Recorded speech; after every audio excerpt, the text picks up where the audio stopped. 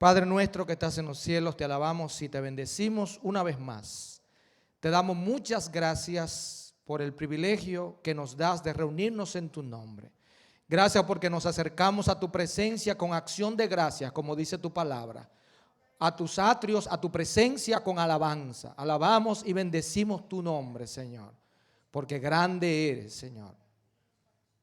Ahora nos acercamos a tu palabra, Señor. Tú la dejaste escrita para nosotros, Señor, para nuestra instrucción, para nuestra enseñanza, para nuestra edificación. Que tu Espíritu Santo, que inspiró tu palabra, tome ahora tu palabra, Señor, y la aplique a cada corazón. Que no sea el predicador, sino tu Espíritu Santo el que hable a cada vida, a cada hermano y hermana presente en este día. Que tú recibas toda la gloria y la honra que solamente tú mereces y que nosotros recibamos tus bendiciones y la edificación de tu santa palabra. Ayúdanos, Señor, transfórmanos, no nos dejes salir igual, Señor, para gloria y honra de tu nombre y bendición de tu iglesia. Te lo pedimos en el nombre de Cristo Jesús. Amén. Amén. El pastor ha estado hablando acerca del amor e indudablemente que cuando él me pidió que compartiera, le comenté a mi esposa, Dios me puso en el corazón que debo seguir el mismo tema. Y voy a seguirlo. Imagínense, hermanos, que un día llegamos a la iglesia, casa del alfarero, aquí en Asheville, y nos encontramos que alguien nos mandó una carta. Pero resulta que no es alguien cualquiera. Es una carta dirigida a la iglesia Casa del Alfarero en Asheville y el remitente es nada menos que nuestro Señor Jesucristo. Yo les pregunto, ¿cómo usted reaccionaría? Puede ser que algunos reaccionen con emoción. ¡Wow! Una carta escrita por el mismo Cristo dirigida a nosotros. Pero pudiera ser que otros reaccionen con preocupación. Uy, Cristo nos mandó una carta, ¿qué mal habremos hecho? Pero hermanos, recibir una carta como iglesia, de la cabeza de la iglesia, de nuestro Señor Jesucristo, sería maravilloso, hermanos. Sería maravilloso. Las 7 iglesias del Asia Menor tuvieron ese gran privilegio. Cada una recibió una carta dirigida personalmente por el mismo Señor Jesucristo. Y meditando en esto, más que cartas, eran radiografías que revelaban las entrañas mismas de esas iglesias. Lo que estaba aconteciendo en cada una de esas iglesias. Ahora, no perdamos algo de vista. Ese mensaje no es solo para esas iglesias que estaban en la región del Asia Menor, lo que hoy es Turquía, sino que es un mensaje para todas las iglesias de Cristo a lo largo de la historia. Y usted preguntará, hermano, ¿y de dónde usted saca eso? Bueno, cada carta, usted lo puede revisar, cada una de las 7 cartas están en Apocalipsis 2 y Apocalipsis 3. Cada una termina con una frase igual. ¿Y cuál es la frase?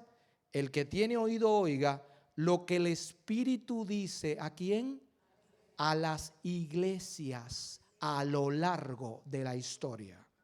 ¿Es un mensaje primero para ellas? Sí, pero es un mensaje para todas las iglesias a lo largo de toda la historia de la vida cristiana. Y una de las iglesias que tuvo ese gran privilegio, o la primera de ellas, fue la iglesia de Éfeso. Éfeso era la ciudad principal en ese momento en el Asia Menor. Era la ciudad más grande de toda el Asia Menor. Un historiador romano llegó a considerar a Éfeso como el faro de Asia por su importancia como nación y por su importancia política y por su importancia comercial. Otros la llamaban el mercado de Asia, como pueden ver en el mapa. Éfeso estaba a orillas, cerca del mar, tenía un puerto importante y era como la entrada hacia el Asia Menor y ahí comerciaban, tenía un gran desarrollo comercial debido a su ubicación geográfica.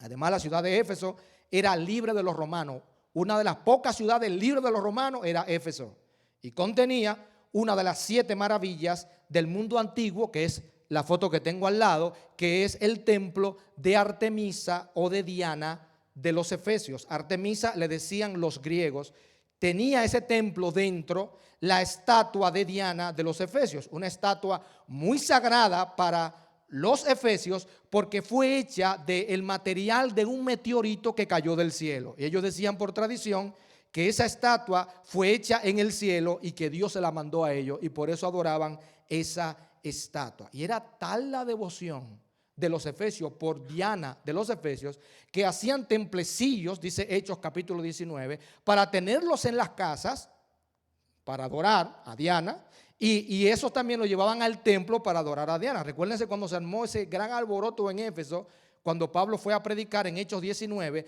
dice que cuando los efesios supieron que Pablo era judío y que traía un mensaje diferente, el evangelio de Cristo, dice que por casi 2 horas gritaron sin parar: grande es Diana de los Efesios. Es decir, eran idólatras al extremo, extremistas. Y otra cosa, Heráclito, un historiador que vivió en Éfeso en los días de Éfeso, dijo que nadie podía vivir en Éfeso sin llorar ante la inmoralidad que había en la ciudad. Así que era una ciudad muy idólatra y muy inmoral.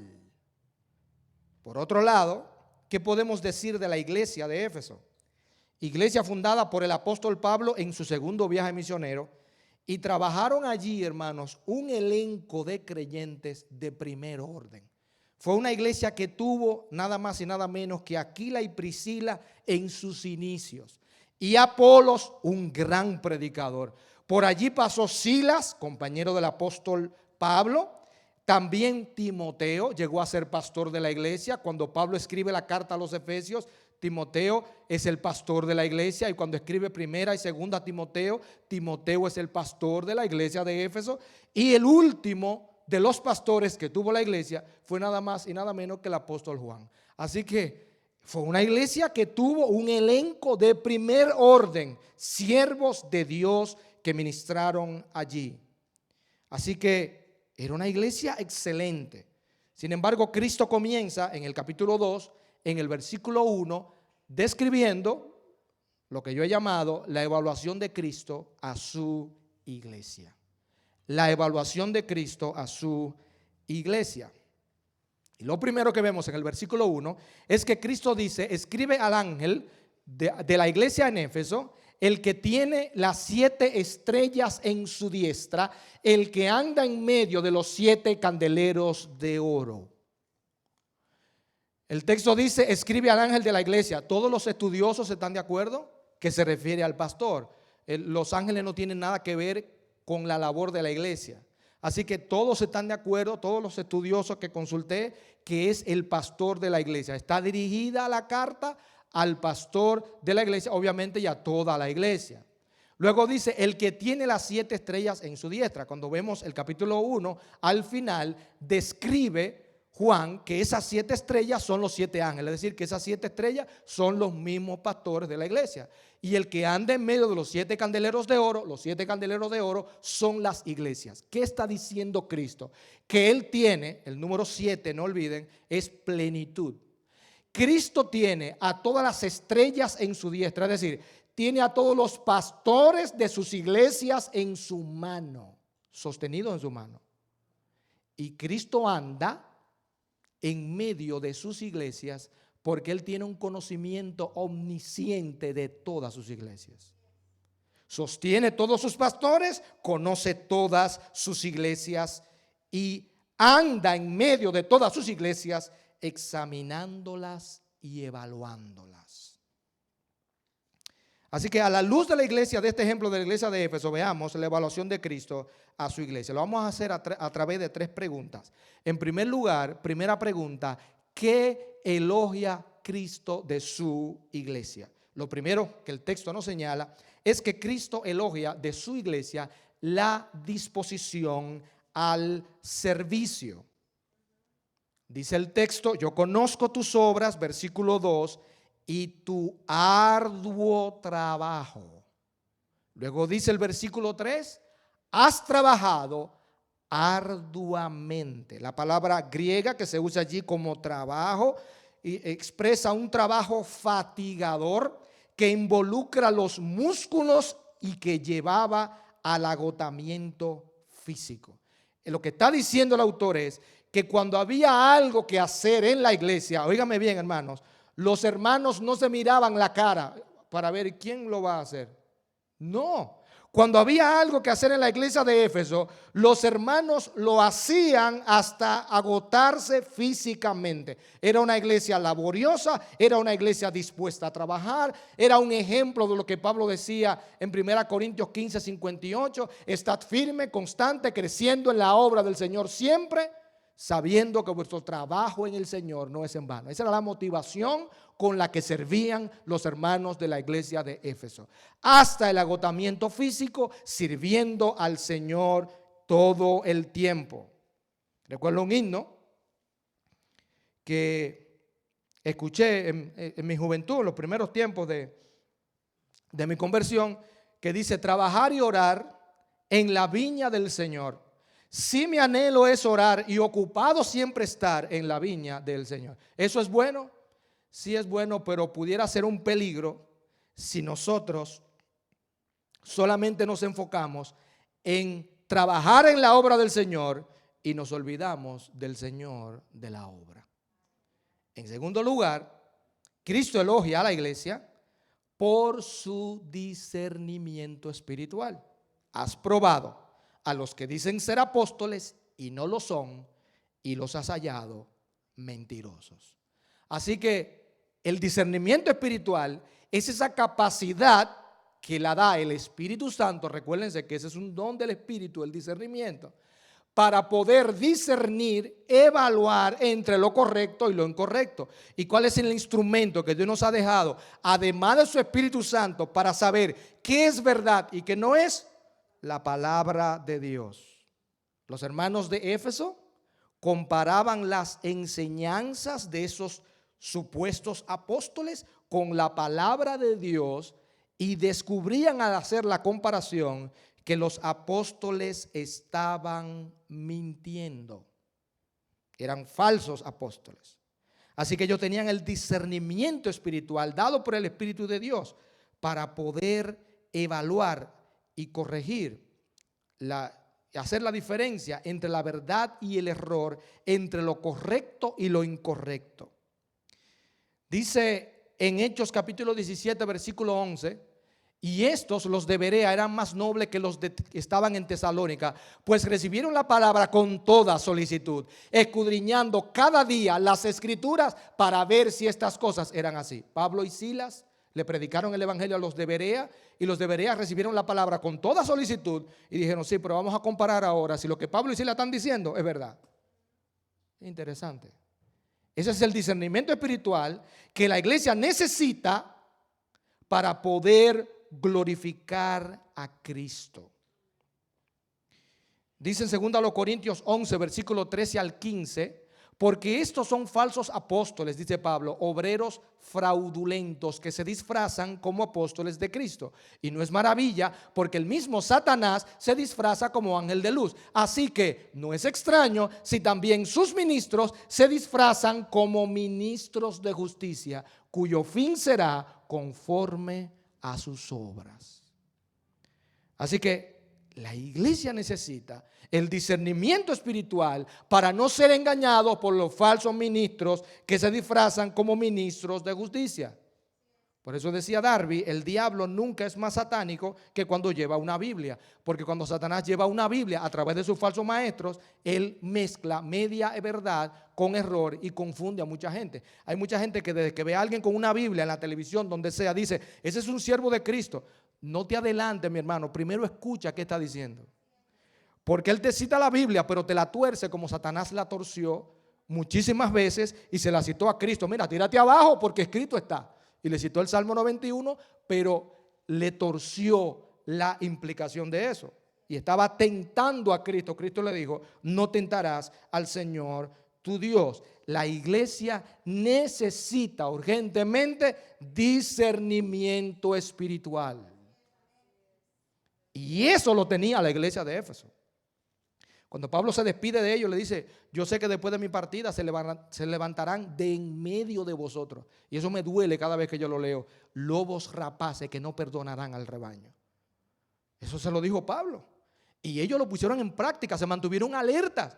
Y Cristo elogia a la iglesia porque es precisamente mantuvo intacta su pureza y su discernimiento espiritual para impedir que los falsos penetren y destruyan la iglesia, que es el único propósito de los falsos maestros. En tercer lugar, está el celo por la pureza doctrinal. Verso 6, aborrece las obras de los nicolaitas, las cuales yo también aborrezco. Hay algunos estudiosos que entienden, y cuando leí esto, hermano, me impactó que esos nicolaitas vienen de Nicolás, aquel diácono que fue elegido junto con Esteban y Felipe y los otros, que pertenecía a los 7 diáconos que la iglesia reconoció, y que luego este hombre se pervirtió, se torció, apostató de la fe y levanta esta secta de los nicolaitas, y debido a su influencia estaba arrastrando mucha gente.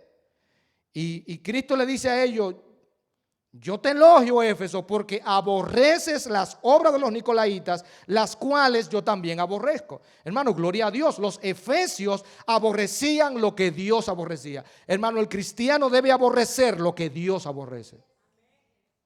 Y el cristiano debe amar lo que Dios ama.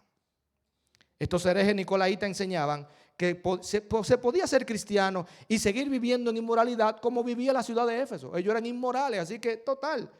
Y habían confundido la libertad cristiana, que es una cosa, con el libertinaje pecaminoso, que es otra cosa. Habían confundido dos cosas totalmente diferentes. En la libertad cristiana yo tengo la libertad de hacerlo porque eso no es pecado. Cuando hay un libertinaje pecaminoso, yo estoy violando la palabra de Dios y estoy desobedeciendo a Dios. Ireneo decía que los nicolaitas llevaban una vida de desenfrenada indulgencia, igual que la ciudad, que los impíos que vivían en Éfeso. Clemente de Alejandría decía: ellos se entregaban al placer como las cabras, igual como lo hacía la gente inconversa de la ciudad de Éfeso. Por eso decía en el Salmo 97:10: los que amáis a Jehová, aborreced el mal. En cuarto lugar, Cristo elogia a la iglesia por su fidelidad en la obra de Dios. Dice el verso 3: y no has desmayado. Hay una versión, estuve mirando el texto en varias versiones, hay una que dice: y has perseverado. Y rápidamente uno dice: wow, era una iglesia que perseveraba, que era fiel. Los efesios se mantenían firmes en su fidelidad al Señor. Ellos no perdían ni la paciencia ni el ánimo para trabajar hasta el agotamiento físico, como ya vimos. La iglesia de Éfeso mantenía su discernimiento espiritual para evitar que falsas enseñanzas penetraran la iglesia y la dividieran. Los hermanos de Éfeso estaban alerta con su celo doctrinal para que ninguna falsa enseñanza entrara en la iglesia. Así que la iglesia de Éfeso era una iglesia excelente. Tenían el conocimiento bíblico, tenían la disposición para servir, tenían el discernimiento, estaban vigilando la doctrina. ¿Y cuánto tiempo de fidelidad tenía la iglesia? Cuando la iglesia es fundada por el apóstol Pablo, fue alrededor del año 55. Cuando el apóstol Juan escribe esta carta del Apocalipsis, es el año 95. Así que si hacemos una resta, 95 menos 55 son 40 años. La iglesia tenía ya 40 años de fidelidad a Cristo. Y eso es extraordinario. Recuerdo un misionero que conocí, que él me dijo unas palabras que nunca he olvidado en mi vida, siempre la tengo en mi mente y nunca lo olvido. Él me decía: mira, recuerda esto. Siempre habrán mejores siervos que nosotros. Siempre habrán mejores siervos que nosotros.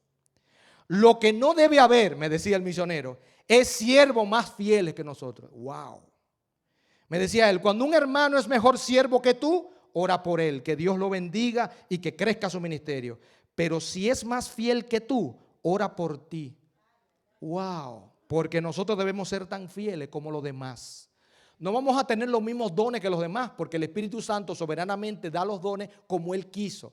Pero yo puedo ser tan fiel con mi don como aquel hermano o hermana que es fiel con su don. Porque al final de cuentas lo que Dios va a evaluar es la fidelidad con la que le servimos. No cuál era tu don, qué tú hacías, no, cómo me serviste, cuál fue tu fidelidad. Al final de cuentas, lo que queremos escuchar del Señor es: bien, buen siervo y fiel. Eso es lo que queremos. Y esta iglesia se mantenía fiel a Cristo y ya habían pasado 40 años. Uno dice: wow, pero esto es una iglesia ejemplar, excelente. Sin embargo, en segundo lugar, Cristo reprende a la iglesia. ¿Qué reprende Cristo de su iglesia? Versículo 4: pero tengo contra ti que has dejado tu primer amor. Después de 40 años de fidelidad, Cristo la reprende por haber dejado su primer amor. La pregunta que uno se hace es esta: ¿y qué es el primer amor? Es interesante que este lenguaje del primer amor está tomado del enamoramiento entre los seres humanos. Y está haciendo una comparación entre una pareja que se enamora y se ama con la relación nuestra con Cristo. El primer amor es ese sentimiento que salta naturalmente la primera vez.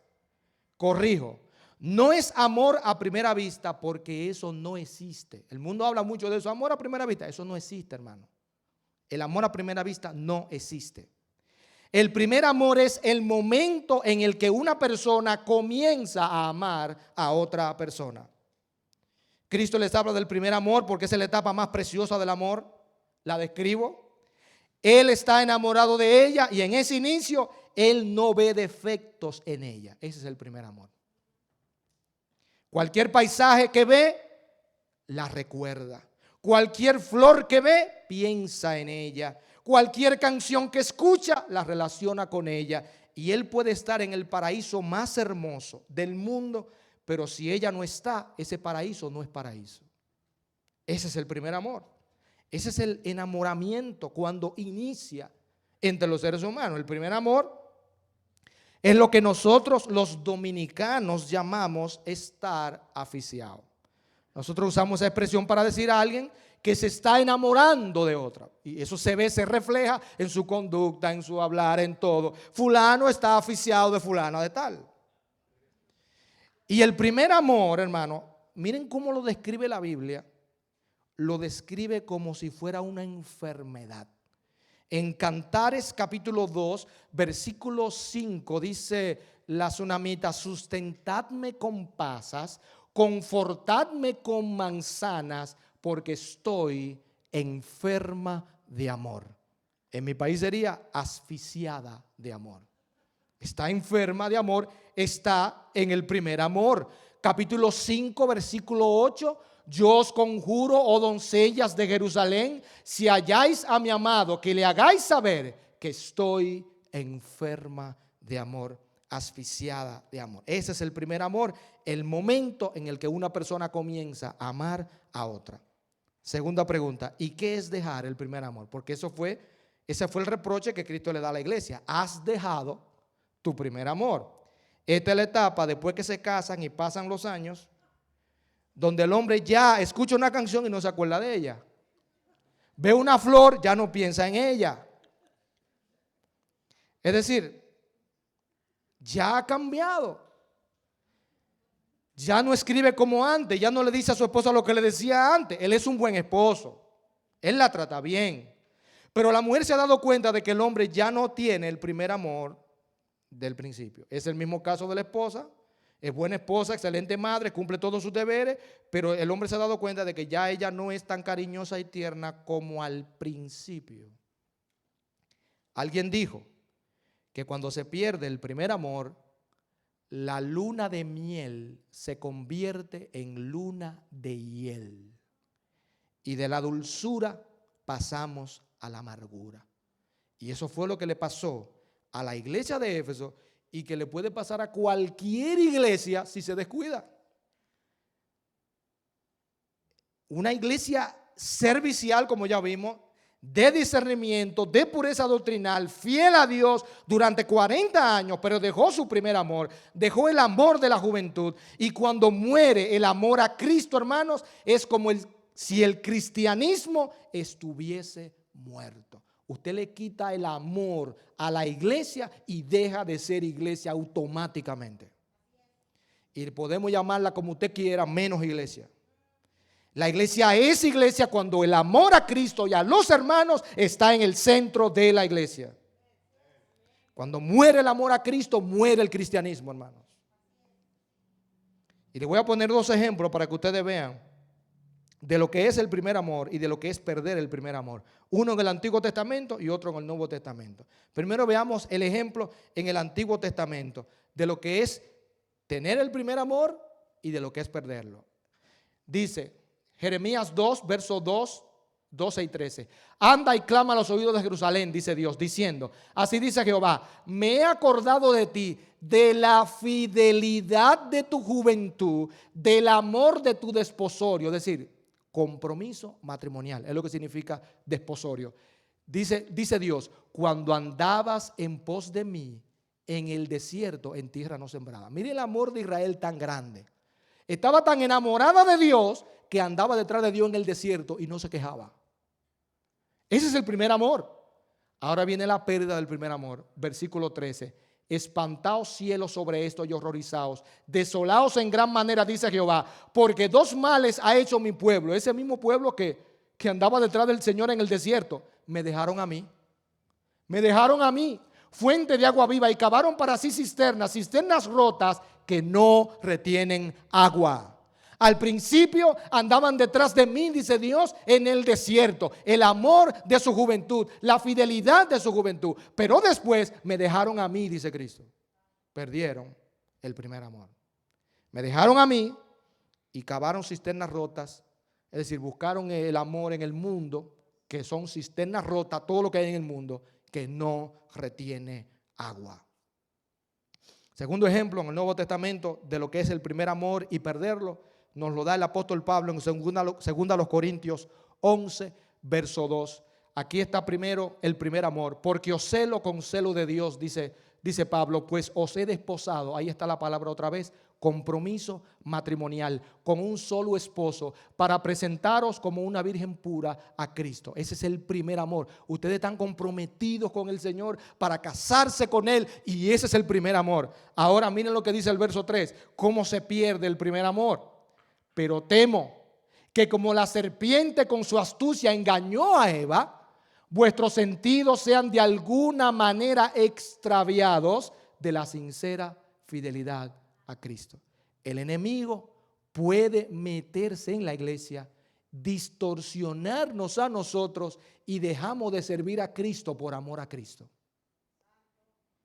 Y dice, y podemos ser extraviados de la sincera fidelidad a Cristo. Así como el enemigo engañó a Eva, nos puede engañar a cualquiera de nosotros para no servir a Cristo por amor a Cristo y a los hermanos. ¿Y qué sucedió en Éfeso que puede ser una advertencia para nosotros? Que 30 años antes de escribir el Apocalipsis, Pablo escribe la carta a los Efesios. Y me llama la atención, el último versículo de la carta a los Efesios, parecen, hermanos, como si fueran palabras proféticas. Efesios 6:24 dice, la gracia sea con todos los que aman a nuestro Señor Jesucristo con amor inalterable. Es como si el apóstol Pablo supiera que la iglesia de Éfeso más adelante iba a perder el primer amor. Y el último versículo que le dice es, la gracia sea con todos los que aman a nuestro Señor Jesucristo con amor inalterable. Y por si acaso usted no entiende lo que significa inalterable, yo busqué el significado para que usted lo vea. Amor inalterable significa que no se corrompe, que no mengua, que no se apaga, que no caduca, que no envejece, sino que mantiene su ardor todo el tiempo intacto. Lo que Pablo está diciendo es que el amor de ustedes permanezca a pesar del tiempo.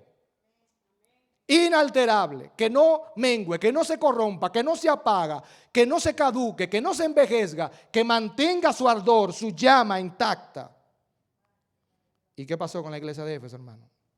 Lo que puede pasar con cualquier iglesia. Los años pasaron. Una segunda generación de creyentes se levantó en la iglesia. Y esta segunda generación perdió la motivación de servir a Cristo por amor a Cristo y a los hermanos. Y Cristo les reprocha: has dejado tu primer amor. ¿Seguían trabajando mucho? Sí. Pero la motivación del principio, la que mantiene viva la iglesia, había muerto. Hermano, escuche esto, hermano. Y no piense en nadie más. Piense en usted como yo lo hice pensando en mí. Cuando los años van matando el fervor del comienzo, esa es una señal de que estamos perdiendo el primer amor. Piense, cuando yo me convertí en mis inicios, cómo yo era y cómo soy ahora. Si hay una diferencia, hermanos, es que estoy perdiendo el primer amor. Cuando al principio nada era un sacrificio para servir a Cristo y ahora todo es un pero. No, pero que lo haga otro. No, pero que... Esa es una señal de que estamos perdiendo el primer amor. Cuando disminuye nuestro gozo por leer la palabra y por orar, esa es una señal de que estamos perdiendo el primer amor. Cuando nuestro anhelo por el cielo desaparece y solo vivimos amando las cosas de este mundo, hemos perdido el primer amor. Escuchaba, creo que fue ayer con mi esposa, a un señor diciendo, eso me impactó, decía: el jueves le damos gracias a Dios por todas sus bendiciones y el viernes actuamos descontentos por lo que no tenemos. Wow, wow, wow. Esa es una señal de que hemos perdido el primer amor. Y Pablo fue fuerte, hermano, con el que no ama a Cristo. Él no fue liviano. Miren lo que dijo en 1 Corintios 16, 22. El que no amare al Señor Jesucristo sea anatema. Uy. ¿Y qué significa anatema? Maldito de Dios, lo está diciendo Pablo. El que no ame a Cristo, que la maldición de Dios caiga sobre él. Hermano, lo más triste es que el día que muera el amor, morirá también la obediencia. Porque es el amor el motor que nos impulsa a obedecer a Cristo correctamente.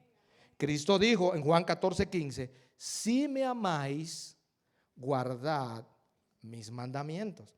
El que tiene mis mandamientos y los guarda, dice Cristo, ese es el que me ama. El que me ama será amado por mi Padre y yo le amaré y me manifestaré a él. El que no me ama, dice Cristo, no guarda mis palabras. Más claro de ahí, no puede ser, hermanos. No podemos decir que amamos a Cristo si no amamos a los hermanos. Es imposible, hermanos. Están conectados, unidos, el amor a Cristo, el amor a los hermanos y obviamente también el amor a los inconversos. El amor en todas las áreas. Que Dios nos libre a nosotros de transmitirle solo a la iglesia mucho conocimiento o de delegarle a la iglesia solo mucho trabajo y olvidarnos de alimentar la llama del fervor y del amor a Cristo. Porque oiga esto, hermano, no importa que el mensaje se lo olvide, pero esto que no se lo olvide, el amor a Cristo es más importante que todo lo que hacemos. ¿Usted oyó eso, hermano? El amor a Cristo es más importante que todo lo que nosotros hacemos. ¿Tenemos que hacer muchas cosas en la obra de Dios? Sí, hermano, yo estoy de acuerdo. Pero nunca echando a un lado la comunión con Cristo, el amor a Cristo y el amor a la iglesia. Nathaniel Vincent dijo una frase excelente, la quise traer. Dice: Satanás, que obra por destruir o para destruir iglesias, se esmera por matar el amor. Satanás sabe que si destruye el amor, ha destruido a la iglesia.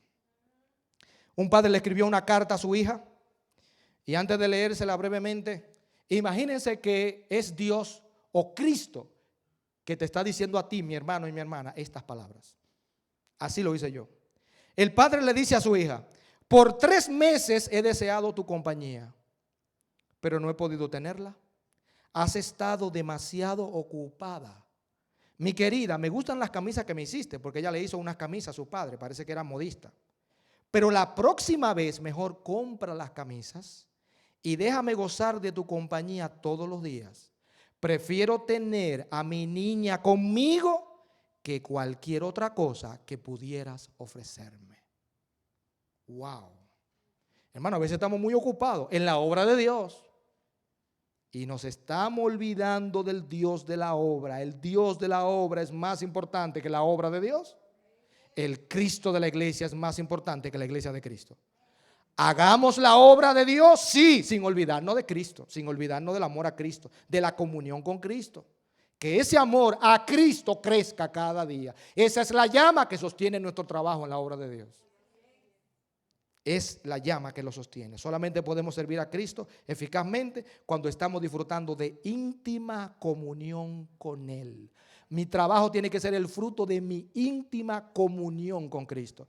Y mi amor por Cristo de manera privada tiene que crecer todos los días para que mi trabajo por Él le agrade, Él lo apruebe. 1 Corintios 13, verso 1 al 3, este texto lo citaba el pastor. Si yo hablase lenguas humanas y angélicas, si no tengo amor, vengo a ser como metal que resuena o címbalo que retiñe. La idea es, estoy produciendo un sonido que le molesta en el oído a los demás cuando yo hablo en lenguas, pone el ejemplo del texto, y no tengo amor. El sonido que emito le molesta al oído de los demás. Entonces ese sonido molestoso que usted quiere taparse el oído, decirle a la persona, no, deje ese ruido. Es lo que está diciendo el autor. Molesta cuando hacemos algo sin amor. Si tuviese profecía, dice el texto, y entendiese todos los misterios y toda ciencia, tengo todo el conocimiento. Y si tuviese toda la fe, de tal manera que trasladase los montes, tengo toda la confianza en Dios y no tengo amor, nada soy. Y si repartiese todos mis bienes para dar de comer a los pobres, lo que se llama la benevolencia, y si entregase mi cuerpo para ser quemado, lo que se llama el martirio, y no tengo amor, de nada me sirve. ¿Cuántos dones pone de manera de ejemplo Pablo? 5. Hablar en lengua, profecía, toda la fe, repartir los bienes, entregar el cuerpo.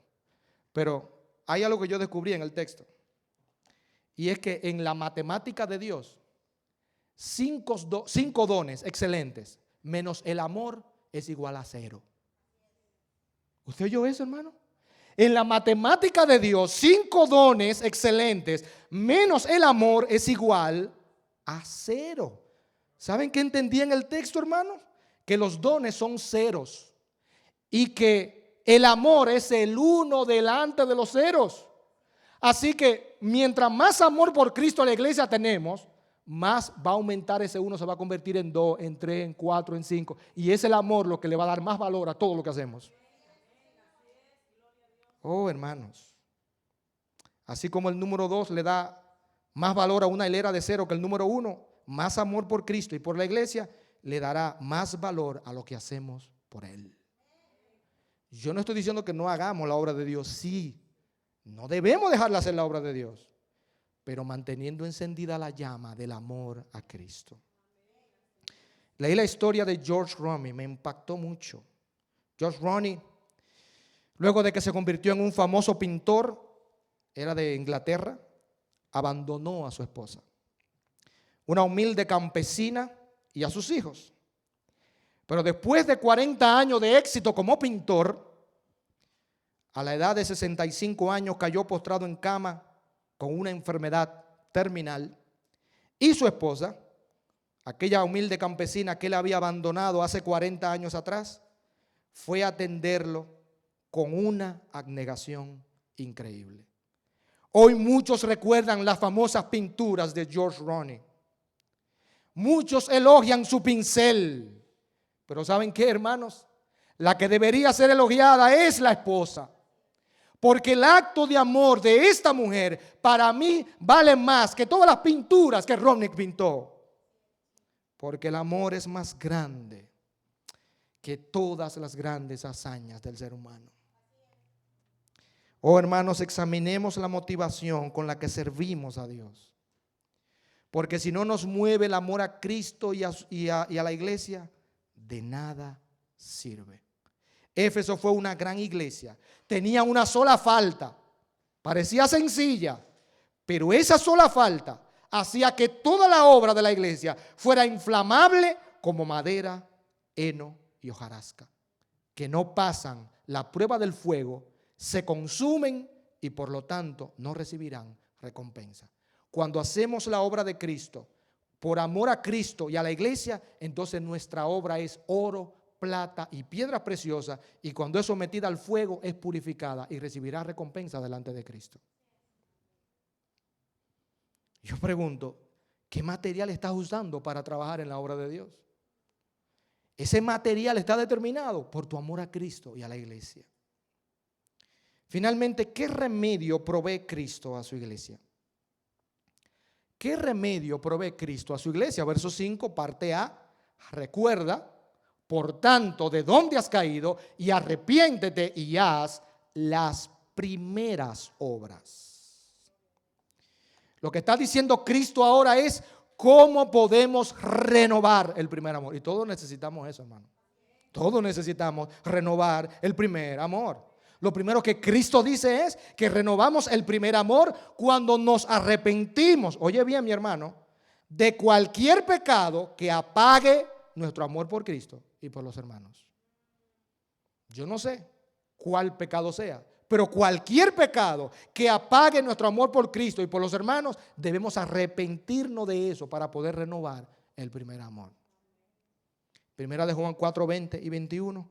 No puede ser más claro y contundente. Si alguno dice yo amo a Dios y aborrece a su hermano, es mentiroso. Pues el que no ama a su hermano, a quien ha visto, ¿cómo puede amar a Dios a quien no ha visto? Y nosotros tenemos este mandamiento de él: el que ama a Dios, ame también a su hermano. Así que tenemos que arrepentirnos de cualquier pecado que apague nuestro amor por Cristo y por los hermanos.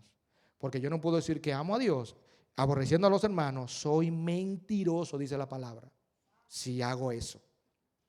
En segundo lugar, renovamos el primer amor cuando hacemos las primeras obras. ¿Y cuándo fue que hicimos las primeras obras? Cuando nos convertimos, hermano, cuando teníamos ese fuego que queríamos estar en la iglesia todos los días, aunque no había culto todos los días, pero cada día queríamos estar en la iglesia. ¿Tú te acuerdas de eso, hermano? Tú querías que hubiera culto cada día porque tú querías estar en las cosas de Dios, envuelto en la obra de Dios todo el tiempo. Era un amor, una pasión increíble que se fue apagando con el paso del tiempo, hasta que perdimos el primer amor. El comentarista Barnes nos da una idea de lo que debemos hacer.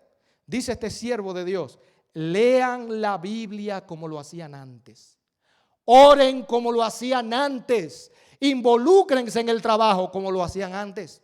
El arma que siempre se usa estará brillante, y la que está oxidada se pondrá brillante de nuevo cuando sea usada.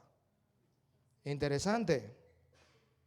Así que si tu arma está oxidada, mi hermano o mi hermana, úsala otra vez y volverá a recobrar su brillo. En palabras de Pablo en Romanos 13:11, ya es hora, ¿saben de qué? De levantarnos del sueño, porque la salvación nuestra está más cerca que cuando creímos.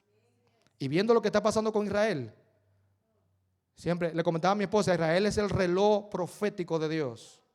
Y no olvidemos que cuando Cristo vuelva otra vez al final de la tribulación, dice que Cristo va a defender a Israel de sus enemigos. Así que lo que pasa con Israel es el reloj de Dios diciéndonos: mi venida está muy cerca. Muy cerca. Hermano, este no es el tiempo para dormir. Este es el tiempo para servir a Cristo por amor a Cristo y a los hermanos. Y usted dirá, ¿y si no lo hago? ¿Y si no me renuevo en el primer amor? ¿Si no me arrepiento? Bueno, Cristo dice lo que va a pasar. Versículo 5, parte B. Pues si no, vendré pronto a ti y quitaré tu candelero de su lugar si no te hubieres arrepentido. Estuve leyendo que tristemente hoy solo hay ruinas en la ciudad de Éfeso. En el año 262, los godos destruyeron la ciudad casi totalmente, incluyendo el templo de Artemisa. Y en el siglo XV los mongoles no dejaron nada en esa ciudad. Hoy el famoso puerto de Éfeso es un triste pantano, y lo que más me duele, nadie sabe dónde hubo en Éfeso una iglesia a la que Cristo le escribió una carta. ¿Qué pasó, hermanos? El tiempo extinguió la ciudad de Éfeso. La iglesia se desvaneció con el tiempo porque no volvieron al primer amor. Wow. Hay muchas de las otras iglesias que hoy tienen iglesias hijas ahí en Turquía, pero la iglesia de Éfeso no dejó nada. No volvieron al primer amor y desapareció la iglesia literalmente. Dice Esdras capítulo 3, versículo 10 al 13, a manera de ilustración.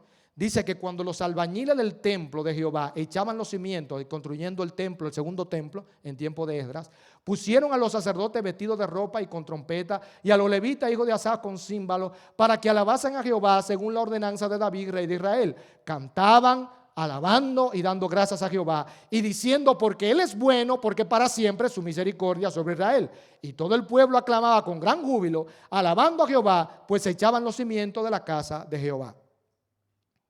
Y muchos de los sacerdotes, de los levitas, de los jefes de casa paterna, ancianos que habían visto la casa primera, es decir, el templo que hizo Salomón, con toda la gloria que tuvo ese templo, viendo echar los cimientos de esta casa, en tiempos de Esdras y Nehemías, lloraban en alta voz, mientras muchos otros daban grandes gritos de alegría, y no podía distinguir el pueblo el clamor de los gritos de alegría de la voz del lloro, porque clamaba el pueblo con gran júbilo y se oía el ruido hasta de lejos.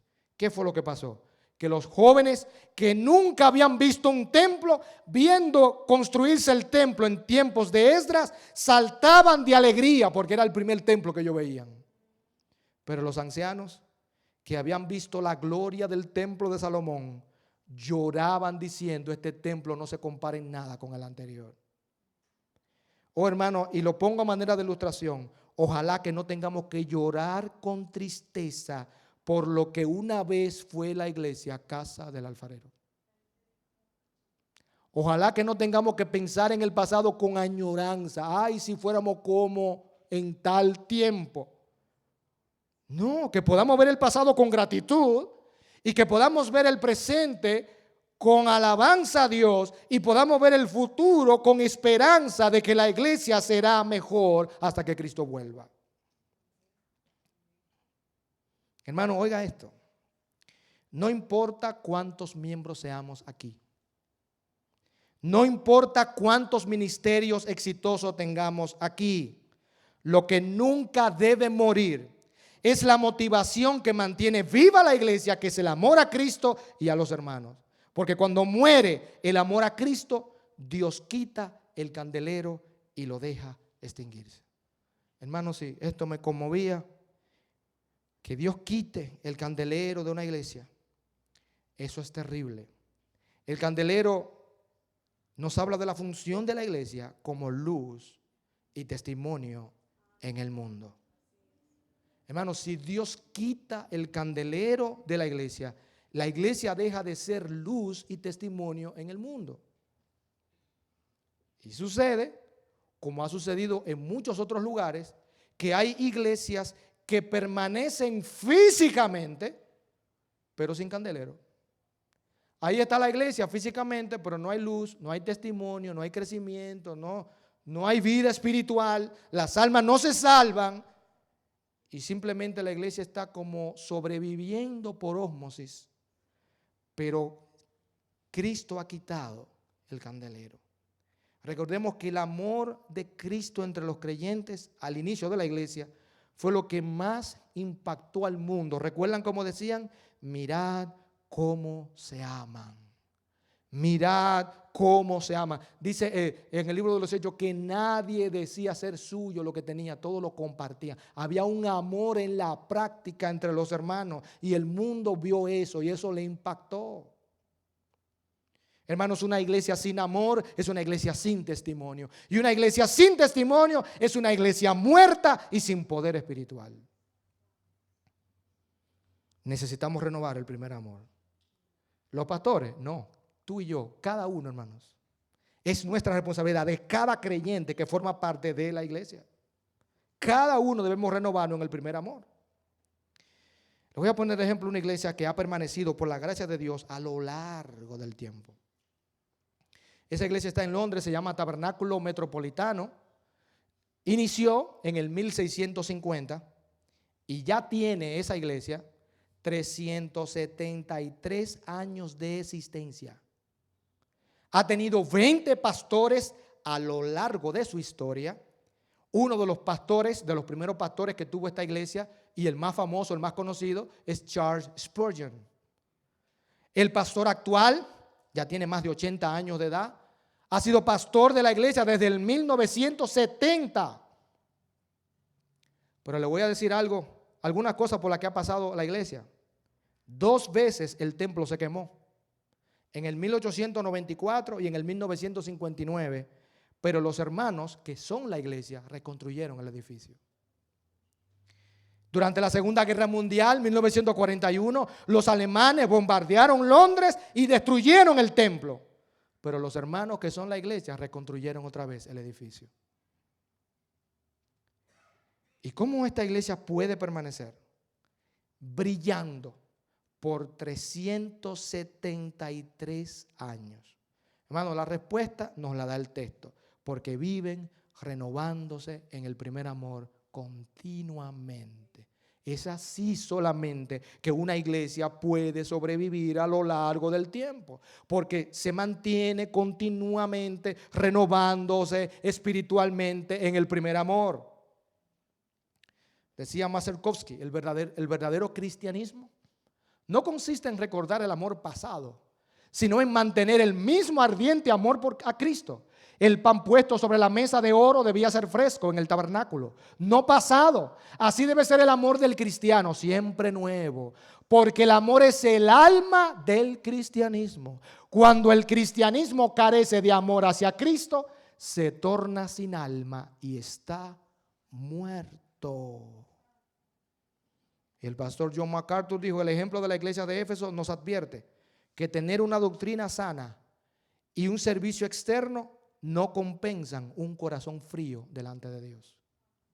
El corazón puede volverse frío mientras por fuera la actuación religiosa parece aceptable o hasta digna de alabanza.